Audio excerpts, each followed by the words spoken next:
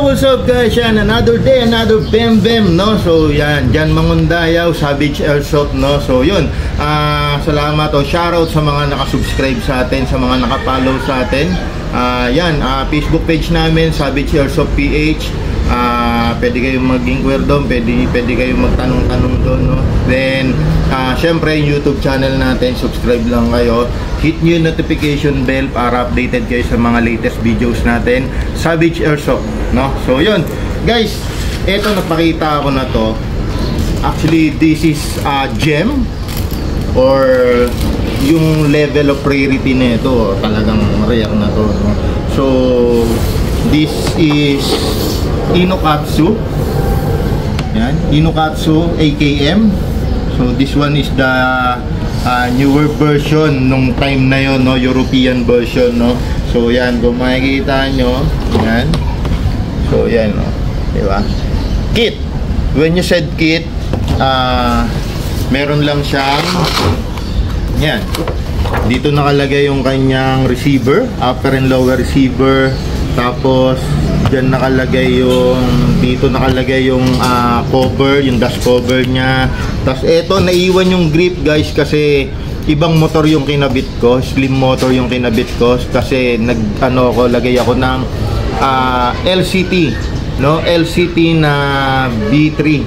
So naka slim type na ako kaya hindi ko nagamit, sad to say, hindi ko nagamit yung grip, no. Tapos nandito rin yung kanyang selector switch, no. Dito nakalagay yung kanyang recoil cover. So ito yon, yan. Originally designed EBBR, no. So dapat electric blowback siya pero sinabotahe ko na lang para magamit natin, para mag-function lang siya, no. So nilagyan natin siya ng standard gearbox lang, no. So yan, dito yung buttstock. By the way, this is real wood. Yan, real wood yan. So yan. Ayan, real wood dyan, ha? Diba? Kahoy, Lodi. Kahoy. So, stump steel yung likod. So, inside this stump steel, nandyan yung ating 2.2 battery. So, malaki yung battery niya, no? Nagkasya rito, no? So, yan. Hindi ko siya mabuksan-buksan kasi kahoy. Mahirap na, baka ma-lost thread. Then, ito, pakita ako sa inyo kung ano yun nandito. So, yun guys, yung grip na ginamit natin is PK3 na sinit ko. So, ito yung mga pangmayaman na grip, no? Medyo madudugo yung presyo nila, no? Guys, pagka LCT, medyo ano talaga, no? Medyo mabigat yung presyo, no? So, yan. Yan, ba't ayaw niyang mag-release? Saglit. Ayan. So, wala, parang ayaw niya magpakita sa inyo guys. Yan. So ito yung kanyang dash cover. Ito yung sinasabi ko sa inyong EBBR kit, no. So yan, dapat yan pagka pumuputok gumaganon-ganon to, no. So yan. Yan, papalo yan. Gumaganon-ganon yan, no. So yan, ito yung ating gearbox na nilagay. Makita nyo, dini-IY ko lang kaya may kas-kas yan dyan para mapagkasya lang lahat dyan, no. So yan, sa sobrang tanda ng unit, no, medyo kinakalawang na. Ito yung kanyang serial number. So yan guys, bakal and wood ng pyesa niyan, kaya yung materials niya, ano, kung makikita nyo pagka stamp niya, iba, ayan, stamp metal talaga, no. Yan, iba talaga siya, no. So to, may-trick na lang ako dito pag kinakabit to kasi yun nga, sinabotahe lang natin to, mabuo lang natin, no.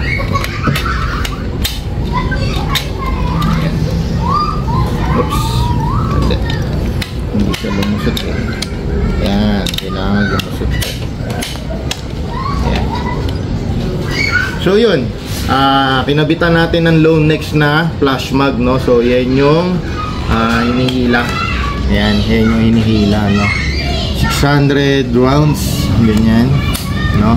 Tapos ito yung kanyang handguard is real wood din na sobrang detalyado, no. Ayan, no, merong design, no. Tapos yun, stump steel siya guys, sobrang bigat, mabigat siya guys. Actually sa AK na full metal and wood, normal na mabigat. Kung makikita nyo yung kanyang flash hider, napakaganda rin, no. So yan, kung parang pingas siya, no. So yun, guys, level of rarity parang sobrang rare na rin niya, no. Inokasu is Japan unit to. Bali yun nga, ngayon makikita nyo buo siya, pero pag binili nyo yan, wala siyang gearbox, wala siyang motor, no. So i-installan mo pa ng gearbox set at saka ng motor para magamit mo. Kit lang talaga siya, no. So yun, binuo natin, kaya yan kung makikita nyo, ayan siya. Tapos the other side, ayan siya, no. Ayan. Tapos ito yung kanyang switch, guys. So naka-save siya pag nakaganyan, save. Ayan, hindi yan puputok. So full auto niya ito. Sobrang crispy pa, no, guys, no. Ayan, no. Yun. Ayan. Tapos dito, yan yung kanyang hop-up adjustment, no. Yan yung kanyang hop-up chamber. So yun yung ating inner barrel. Yan. So yan, no? Pak, diba? Parang tunay na iki, no? So test fire natin, guys. Test fire natin. This one is 450 fps. Usual or common sa mga unit na binubuo natin ngayon is 450 fps ang mga rifle, ang mga assault rifle, kasi para may pag nainip tayo, gusto nating ilaro, pwede may laro, diba? So 450 fps yan, no? So yun, tapos gamit ko is Lancer Tactical na .30, no, na BB. So tingnan natin, precision testing. So switch natin siya sa semi. So precision testing tayo. Grabe yung lipad ng bala, talas, no?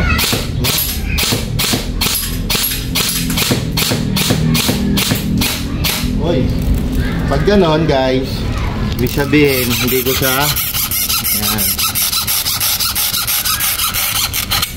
So, yun. Tapos, banat ulit. Yan, hindi ko makatama. Hindi ko matamaan, guys, no?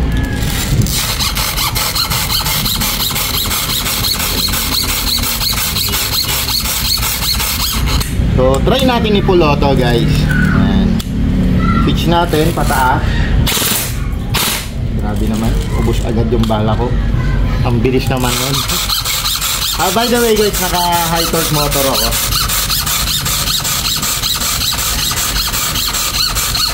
Usual naman ang build natin, naka high torque motor, no? So, try natin.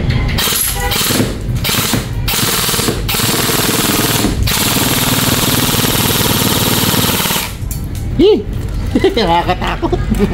So yun, ubus na yung bala natin. Wala na, ubus na yung bala natin. So try lang natin, save natin ulit 2 beses. Wala na tayong bala, no? So yun, guys, kung makita nyo, galit na galit siya, no? Parang masakit-sakit niya, no? So siguro one of these days, magagamit natin sa laro, no? Pinag-iisipan ko kasi yun nga, guys, brand new condition. So this one is good, super good for collection, no? So siguro isasabit ko na lang siya. Yan, pang ganto-ganto lang, test fire lang, kasi parang nakakainayang sa ilaro, gawa ng sobrang yung level of rarity nito, iba na, guys, no? Although may mga AK tayo na kasabay nito na iyon nilalaro natin, no? So yun, guys, again, guys, Jan Mangundayaw, Savage Airsoft. Kung may mga questions, inquiries kayo, feel free, no, na i-message nyo ako sa Savage Airsoft PH Facebook page yun. And syempre, hit nyo yung notification bell dito sa YouTube para updated kayo sa mga latest videos natin, no. So yun, shoutout ulit sa mga subscriber natin, Savage Airsoft. Maraming salamat.